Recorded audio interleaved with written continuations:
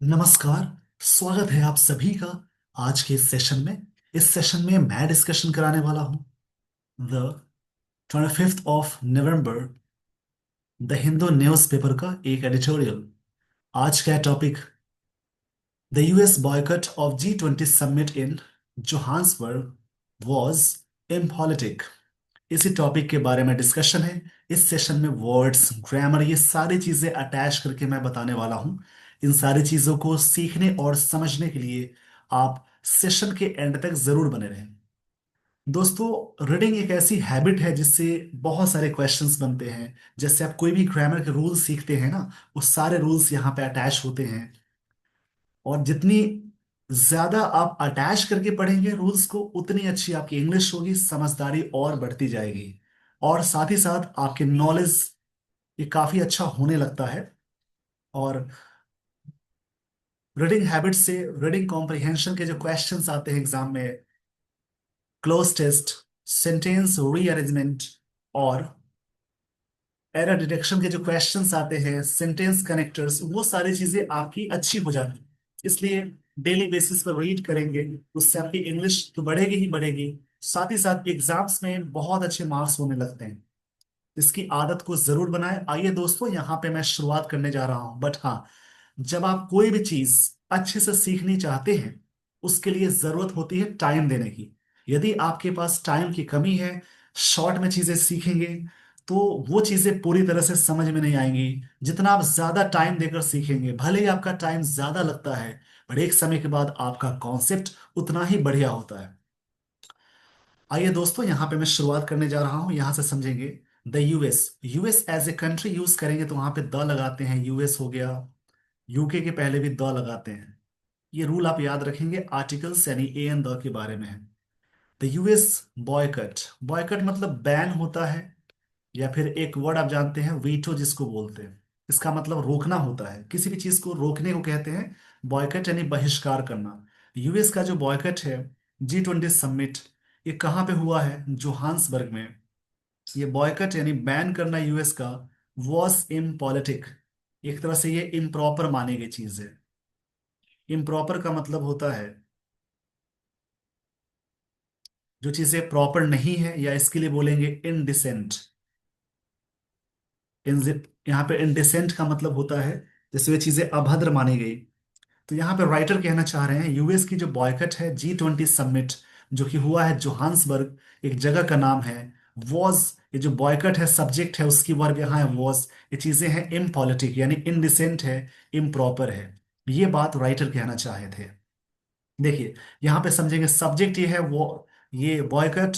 Was यहाँ पे V2 form में है, और इम्पॉलिटिक एडजेक्टिव है। अब इसको समझेंगे एक चीज, जब भी सेंटेंस में is am are, was were, ये सब तो हेल्पिंग वर्ब है ना। लेकिन जब भी ये सभी एज ए मेन वर्ब की तरह वर्क करेगा, तो उसकी फॉर्म को याद रखेंगे। एक बी वाला कॉन्सेप्ट होता है, उसमें एम और आर, यानी V1 फॉर्म में एम आर होगा। V2 फॉर्म में या तो वॉज या तो वर यूज करते हैं।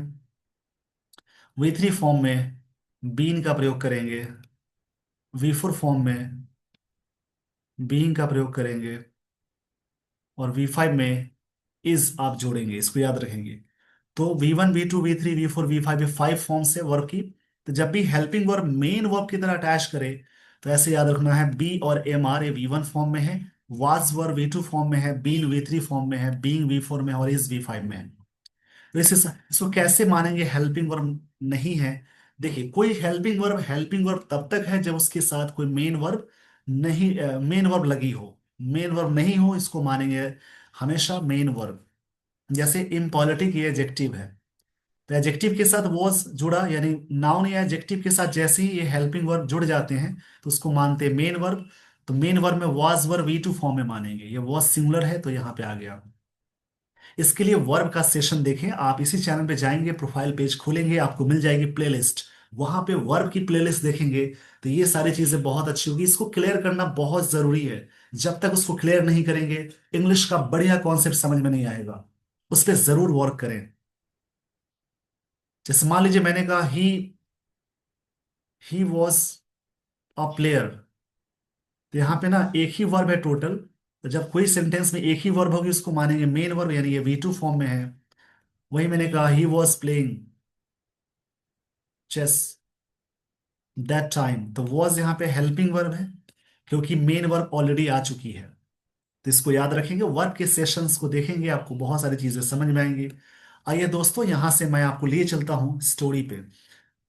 मैं देखता हूं स्टूडेंट्स काफी जल्दबाजी में होते हैं और इस चक्कर में टाइम तो ज्यादा लगता ही है, सीख भी नहीं पाते हैं। तो क्यों ना थोड़ा थोड़ा ज्यादा ही टाइम दिया जाए। ज्यादा टाइम देने से शायद चीजें अच्छी हो जाएंगी। चलिए, यहां से मैं आपको लिए चलता हूं आगे।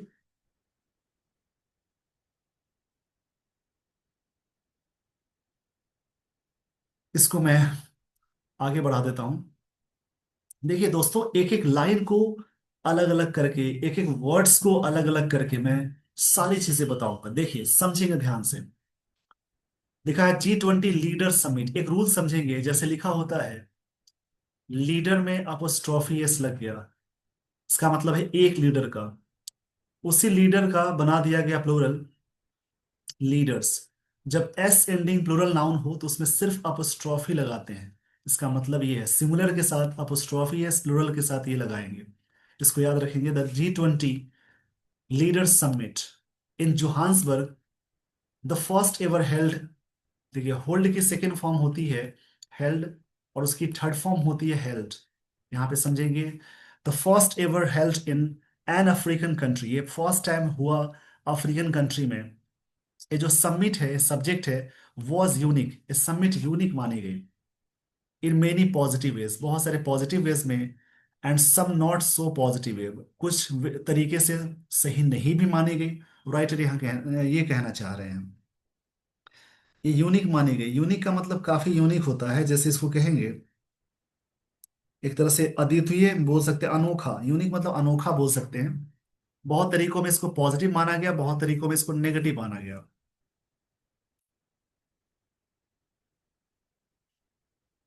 अब यहाँ पे याद रखेंगे क्या क्या बातें हुई है। देखिए, बात को समझनी है। G20 क्या है, सबसे पहले आप इसको सर्च करेंगे G20। आप इसके बारे में जरूर आप पढ़ लेंगे क्या है। देखिए, G20 क्या है ना, एक तरह से समूह है। जैसे यूरोपीय संघ और अफ्रीकी का एक समूह है जो अंतर्राष्ट्रीय आर्थिक सहयोग के लिए एक प्रमुख मंच के रूप में कार्य करता है। ये वैश्विक सकल घरेलू उत्पाद यानी इसका लगभग 85% वैश्विक व्यापार का 75% और दुनिया की आबादी का लगभग 2/3 हिस्सा है, जो इसे दुनिया की सबसे बड़ी अर्थव्यवस्थाओं के मुद्दों पर चर्चा करने के लिए एक इम्पोर्टेंट मंच बनाता है।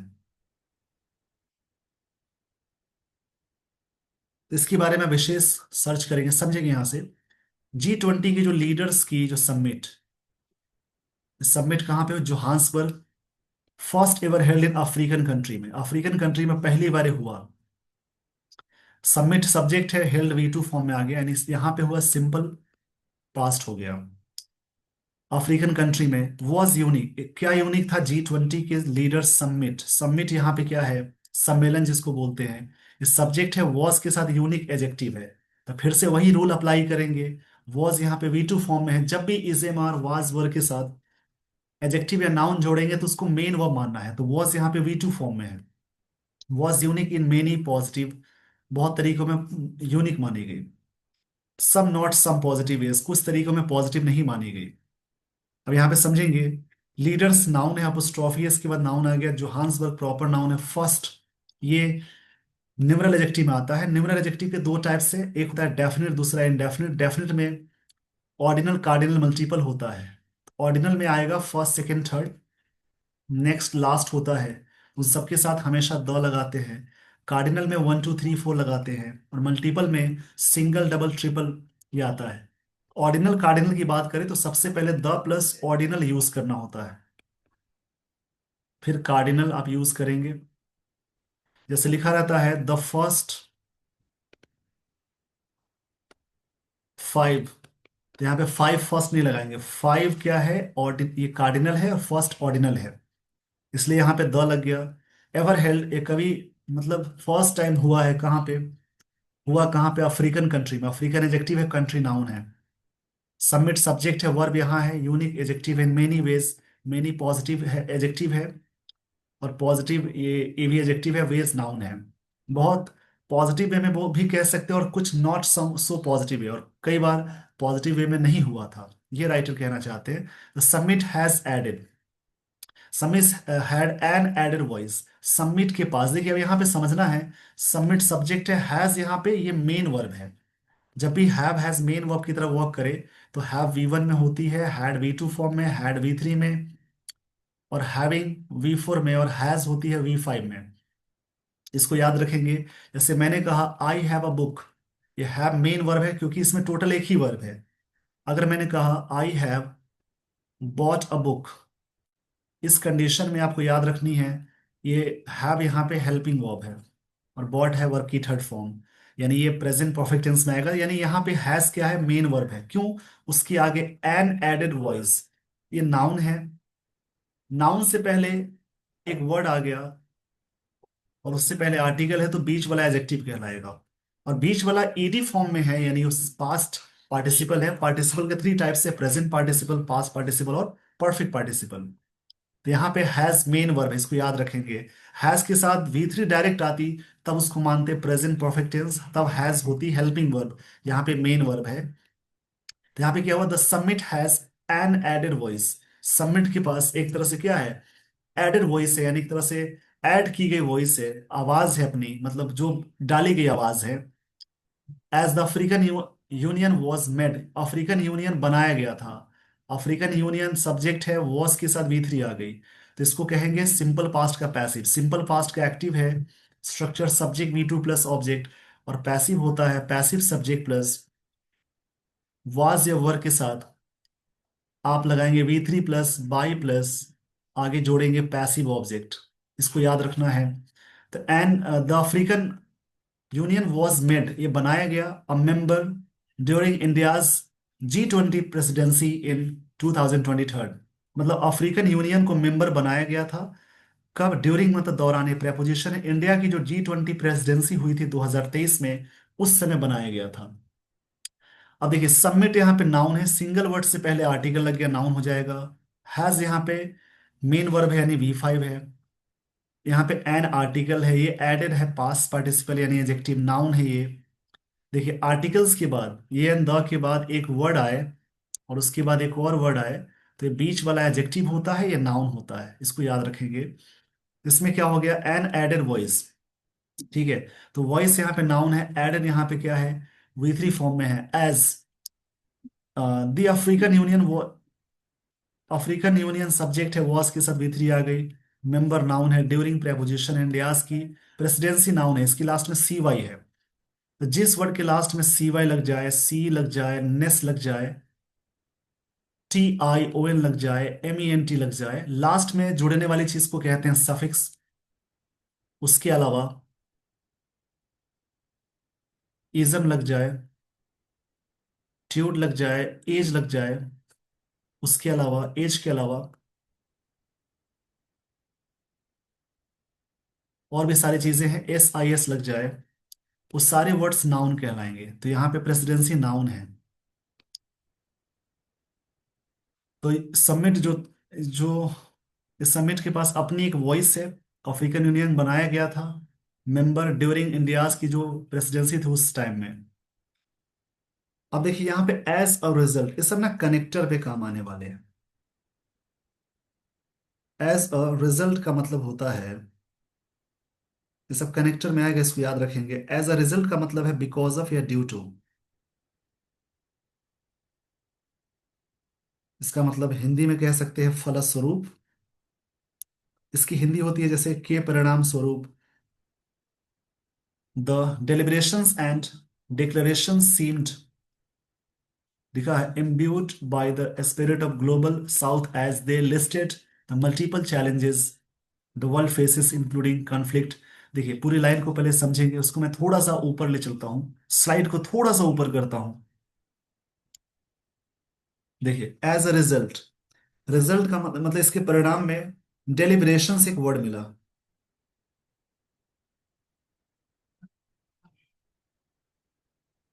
देखिए डेलिब्रेशंस, इसका मतलब होता है जैसे एक तरह से विवेचन यानी एक तरह से वितर्क बोलेंगे। इंटरप्रिटेशन जिसको कहते हैं, डेलिब्रेशन का मतलब वो होता है। डेलिब्रेशन का मतलब ये भी कह सकते हैं थॉट या थिंकिंग,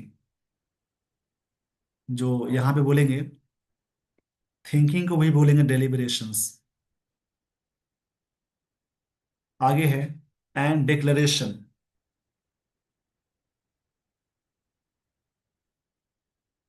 डिक्लेरेशन का मतलब होता है अनाउंसमेंट होती है। ये दोनों ही नाउन है। अनाउंसमेंट सीम्ड, ऐसा प्रतीत हुआ, सीम ये V2 फॉर्म में। क्या प्रतीत हुआ, इसको समझेंगे। ये वर्ड बहुत ही अच्छा वर्ड है, इसका मतलब है इम्ब्यूड। इम्ब्यूड का मतलब होता है, जैसे एक तरह से कह सकते हैं, एक तरह से रंगा हुआ बोल सकते हैं, एक तरह से रिपेंट करना, एक तरह से बोल सकते हैं पेंट कलर करना। इम्ब्यूड मतलब होता है पेंटेड, पेंट करना, कोई चीज रंगा हुआ है, कलर हुआ हुआ है, उसको बोलते हैं imbued by the spirit of global south. ये चीजें कलर की गई ग्लोबल साउथ के स्पिरिट के अकॉर्डिंग, एज दे लिस्टेड, जैसा कि उन लोगों ने लिस्ट किया। सब्जेक्ट है V2 है। मल्टीपल चैलेंजेस, बहुत सारे चैलेंजेस द वर्ल्ड फेसेस, दुनिया जो फेस करती है, इंक्लूडिंग कन्फ्लिक्ट्स, जिसमें शामिल है कन्फ्लिक्ट्स का मतलब टसल या विवाद होता है। इसका मतलब टसल होता है, डिस्कॉर्ड होता है, जिसका मतलब विवाद जिसको बोलेंगे, जो depending in inequality and increasing economic uncertainty, जो चीजें डिपेंडिंग कर रहा है। डिपेंडिंग का मतलब होता है कोई चीज को और भी ग्रो करना, बढ़ना, काफी मतलब कि एक तरह से इंक्रीज करने के सेंस में आएगा। डिपेंडिंग मतलब यहाँ पे इंक्रीज, जो भी चीजें बीच में मिलती है उस समय स्क्रीनशॉट जरूर ले लेंगे, बाद में आपको लिखने में काफी मदद मिलेगी। डिपेंडिंग का मतलब होता है increase, inequality and increasing economic uncertainty, जो बढ़ता हुआ इकोनॉमिक अनसर्टेनिटीज है उसके बारे में प्रॉब्लम डालती है। इसको समझेंगे, इसमें कई चीजें मिलेंगी सीखने को।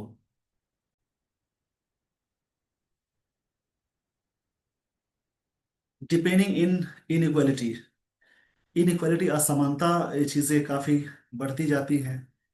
और बढ़ती हुई असमानता, बढ़ती हुई इकोनॉमिक अनसर्टेनिटी, अनिश्चितता, इसकी वजह से हो रही है, देखेंगे अब यहां से पूरी लाइन का मतलब समझेंगे।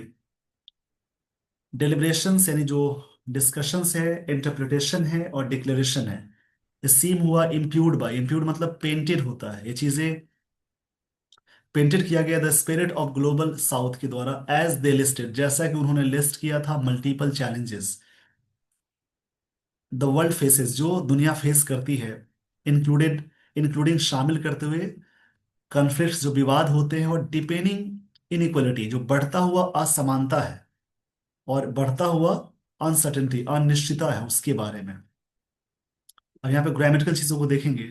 डेलिब्रेशंस नाउन है, डिक्लेरेशन नाउन है। ये वर्ब की सेकेंड फॉर्म है, दोनों ही सब्जेक्ट है, V2 फॉर्म में आ गया। एडिशनल इंफॉर्मेशन दी जाती है तो बाई करके लगाते हैं। स्पिरिट नाउन है। ग्लोबल एजेक्टिव है, साउथ नाउन है। जिस वर्ड के लास्ट में एल आए, जैसे ग्लोबल के लास्ट में एल लगा है, आई भी लग जाए, फुल लग जाए, लेस लग जाए, OUS लग जाए, उसके अलावा OUS, उसके अलावा एबल लग जाए, वो सारे वर्ड्स कहलाएंगे एजेक्टिव, इसको याद रखेंगे। और एजेक्टिव तो यहाँ पे ग्लोबल एजेक्टिव है, साउथ नाउन है। दे प्लूरल है, लिस्टेड V2 फॉर्म में, यानी सब्जेक्ट दे है, लिस्टेड V2 है। मल्टीपल एजेक्टिव है, चैलेंजेस नाउन है।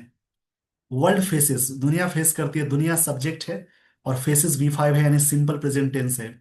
सिंगुलर के साथ हमेशा V5 लगाएंगे और प्लूरल के साथ हमेशा V1 लगाएंगे। इंक्लूडिंग जिसमें शामिल है कन्फ्लिक्ट्स, इंक्लूडिंग प्रेपोजिशन है, कन्फ्लिक्ट्स नाउन में आता है। डिपेंडिंग ये बढ़ता हुआ अनसर्टेन इनइक्वालिटी है। तो नाउन से पहले जब भी ING की फॉर्म आती है तो उसको मानते हैं प्रेजेंट पार्टिसिपल, यानी इसको मानते हैं एडजेक्टिव। इसको याद रखेंगे। इसके लिए आप सेक्शन देखें नन फाइनाइट का। मैं बार बार कहता हूं वर्ब और नन फाइनाइट को जरूर देखें, जितनी ज्यादा आप देखेंगे उतनी सारी चीजें क्लैरिटी आएगी।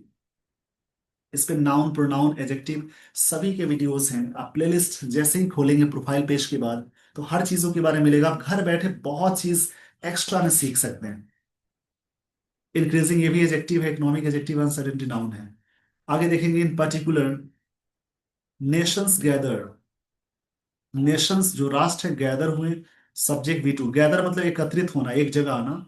कॉल फॉर, ये जो नेशंस है डिमांड की है, कॉल फॉर का मतलब होता है डिमांड करना, इसका मतलब है डिमांड करना। एक होता है call off, O double F off, इसका मतलब हो जाएगा कैंसिल करना। एक होता है कॉल ऑन, यानी कहीं पे जाना, विजिट जिसको बोलते हैं। और एक होता है कॉल अपॉन, इसका मतलब है इनवाइट करना। इस पेज का स्क्रीनशॉट ले लीजिए। लोगों ने मतलब नेशंस गैदर हुए, डिमांड किया just comprehensive and lasting peace. एक तरह से कॉम्प्रिहेंसिव मतलब विस्तृत होता है, एडजेक्टिव है, लास्टिंग एडजेक्टिव है। शांति जो लंबे समय तक चले, कहाँ पे, सूडान में, एंड डेमोक्रेटिक रिपब्लिक कॉन्गो में। ओकुपाइड पैलेस्टीनियन टेरिटरी, यूक्रेन की बातें हैं, ये सभी जगहों पे कन्फ्लिक्ट हो रहे हैं, उन सभी में डिमांड किया गया कि कॉम्प्रिहेंसिव यानी एक तरह से विस्तृत, लास्टिंग पीस, एक शांति वाली चीज हो जो लंबे समय तक चले। यहां तक आई होप आपने पूरी बातें समझ ली होगी।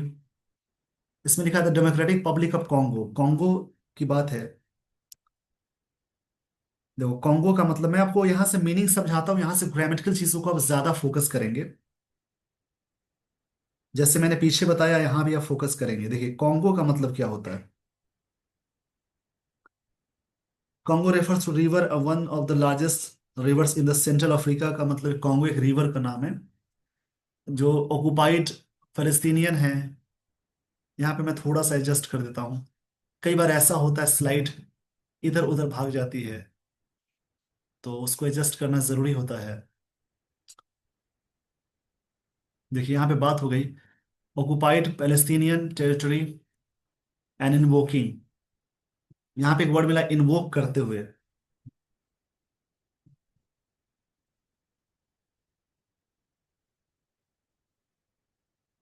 इन्वोक का मतलब होता है कोई चीज के लिए, मतलब कॉल ऑन करना, कहीं पे जाने का सेंस होता है, एक तरह से कहीं पर रिक्वेस्ट करना भी बोलते हैं। Invoking the UN charter. Prime minister Narendra Modi spoke, उन्होंने बोला, सब्जेक्ट है prime minister Narendra Modi, V two यहाँ आ गया। वैसे तो पीएम और सीएम से पहले हमेशा द लगाते हैं, बट उनका नाम जिक्र हो जाए तो आर्टिकल द नहीं आएगा।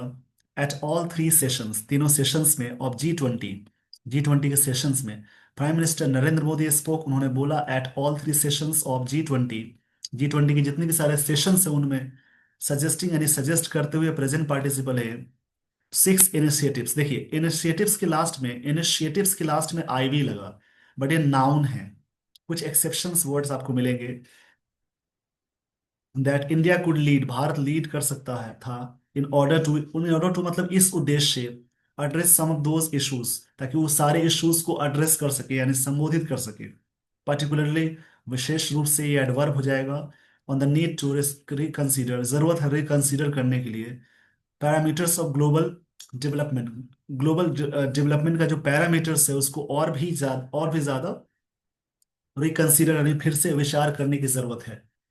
देखिए लाइन को समझेंगे।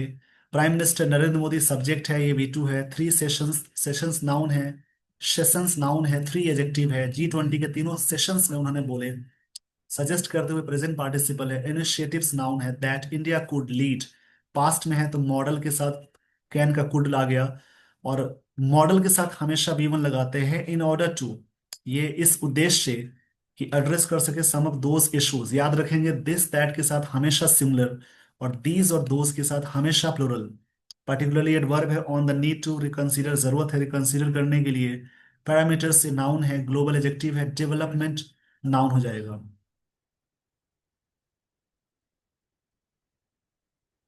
दीज इनिशिएटिव्स इंक्लूडेड, ये सारे जो इनिशिएटिव्स है, ये दीज एडजेक्टिव है, इनिशिएटिव्स नाउन है जिसमें शामिल है। और ट्रेडिशनल नॉलेज रिपोजिटरी, जो ट्रेडिशनल नॉलेज है उसके बारे में ये चीजें शामिल है।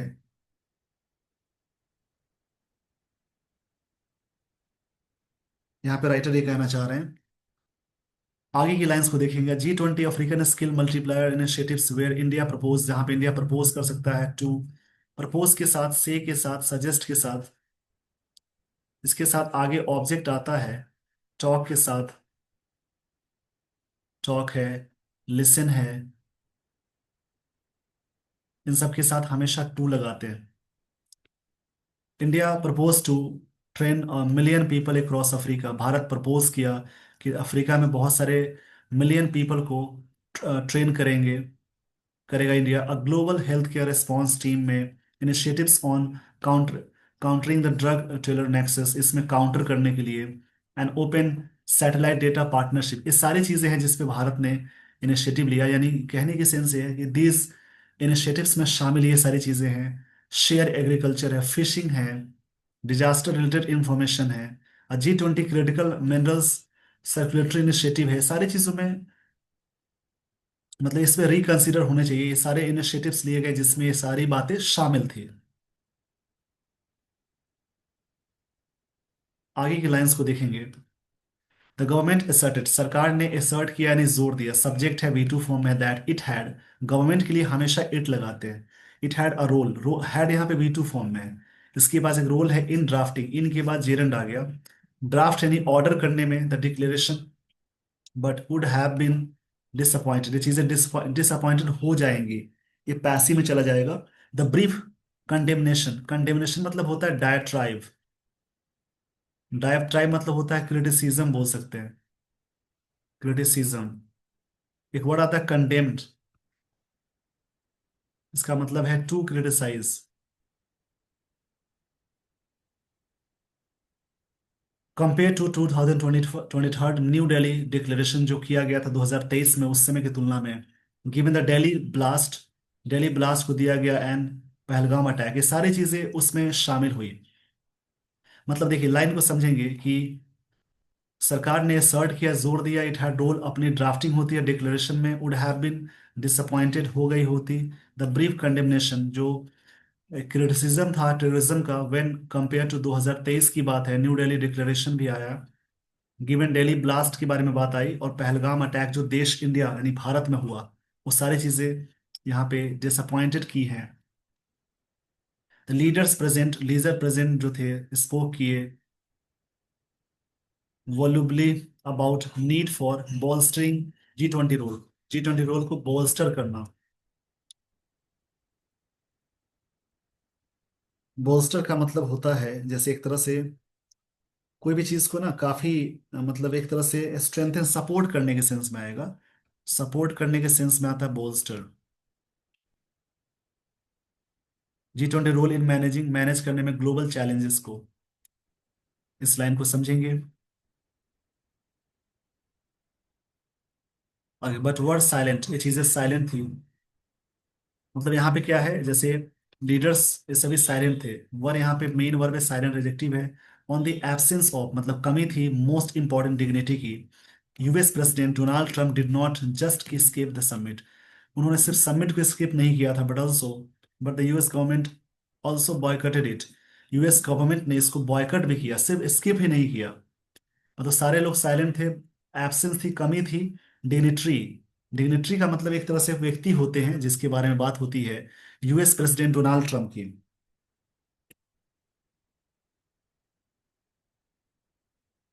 अ person consider to be important, dignitary मतलब जो व्यक्ति काफी इंपॉर्टेंट माने जाते हैं उसको बोलते हैं dignitary. US president Donald Trump did not just skip, did not simple past का नेगेटिव है डू डज और डिड के साथ, हमेशा आप याद रखेंगे V1 लगाना है। बट यूएस गवर्नमेंट ऑल्सो बॉयकटेड, इस सब्जेक्ट है V2 है, मतलब एक तरह से बैन कर दिया, और sending only diplomat as an observer, एक डिप्लोमेट भेजा गया ऑब्जर्वर के रूप में। डिप्लोमेट का मतलब होता है एक राजदूत जिसको कहते हैं, डिप्लोमेट इसका मतलब होता है एक तरह से एम्बेसडर जिसको बोलते हैं, ये बहुत ही अच्छा वर्ड है डिप्लोमेट, इसके लिए वर्ड आता है एम्बेसडर। एम्बेसडर की स्पेलिंग आप जरूर याद रखेंगे, या इन वही होता है। और एम्बेसी जो होती है उसको बोलते हैं दूतावास, जहां पे रहते हैं। This is the first time the US that has cited US ने साइड किया tensions with South Africa over alleged discrimination, जो भेदभाव के रूप में अगेंस्ट वाइट माइनॉरिटी फार्मर्स, उसके खिलाफ ये पहली बार ऐसी चीजें हुई। एलीज मतलब जो चीजें सपोज रूप में मानी गई होती है उसको बोलते हैं। Has walked away from the summit, और समिट से अलग हो गए ऑफ द बिगेस्ट इकोनॉमीज की बात हो रही थी। असाइड फ्रॉम, इसके अलावा आयरनी ऑफ बायकट, बायकट की जो आयरनी है, बायकट मतलब होता है किसी चीज को बहिष्कार करना, उसको बोलेंगे। और आयरनी का मतलब होता है एक तरह से सरकेजम जिसको बोलते हैं, सरकेजम, जिसका मतलब तानाबाजी जो करते हैं ना उसको बोलेंगे। साउथ अफ्रीका विच सफर्ड, अब जो साउथ अफ्रीका है वो सफर किया, क्या सफर किया? अपार्थेड।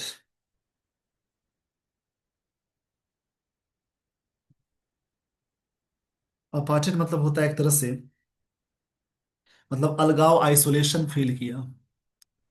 आइसोलेशन, इसका मतलब अलगाव को बोलते हैं। विच सफर्ड अपार्थेड, जिसको बोलते हैं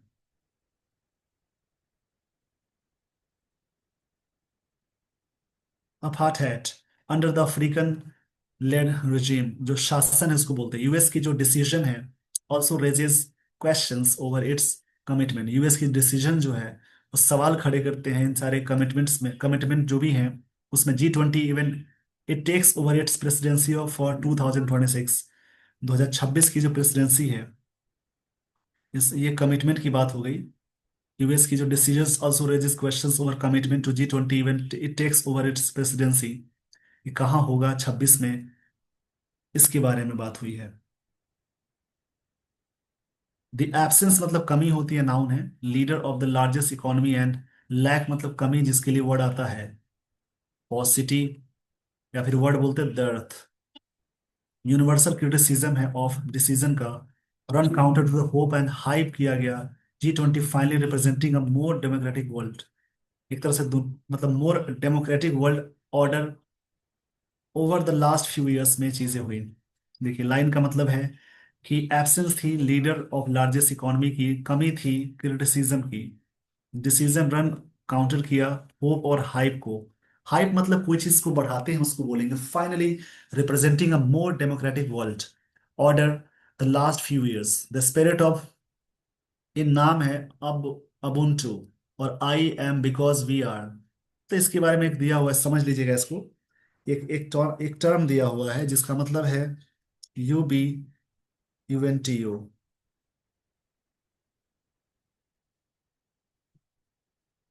इबंटू मतलब quality that include essential human virtues, इसको बोलते हैं।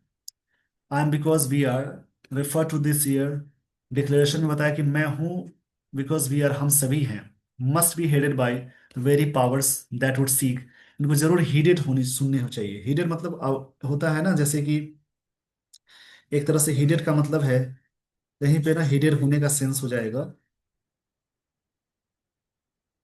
एक तरह से अटेंशन देना, ध्यान देना। द वेरी पावर्स, वेरी यहाँ पे एडजेक्टिव है क्योंकि वेरी पावर्स नाउन से पहले आया। दैट वुड सीक, जो चीजें खोज, जो डिमांड करेंगे, क्या डिमांड करेंगे, आगे की लाइंस को देखेंगे। To sideline the grouping today, जो साइड लाइन है ग्रुपिंग उसके बारे में। मतलब द स्पिरिट ऑफ Ubuntu और I am because we are refer to in this year, इस साल रेफर किया गया, मतलब टैगलाइन नहीं बताया गया। डिक्लेरेशन में मस्ट बी हीडेड, इसको जरूर सुननी चाहिए, मतलब ध्यान देने वाली बात है। The very powers that would seek, जो पावर्स है ना कंट्रीज, जो शक्तिशाली देश की बात है, शक्तिशाली देश की बात है, उनकी जो चीजें सुनने की बात हुई, साइडलाइन ग्रुपिंग टुडे बात हुई है। ये सारी बातें थी इस आर्टिकल में। आई होप आपने पूरी तरह से सेशन को एंजॉय किया। तो ऐसे ही जो टॉपिक्स इसमें लगते हैं कि ये पॉइंट गड़बड़ है, वो सारे वीडियोस आपको मिल जाएंगे इसी चैनल पे, वहां से देखकर और भी चीजें अच्छी कर सकते हैं आप इंग्लिश की लाइंस को। With this, everyone, I would like to end the session. Thank you so much for watching this video. Thanks, everyone.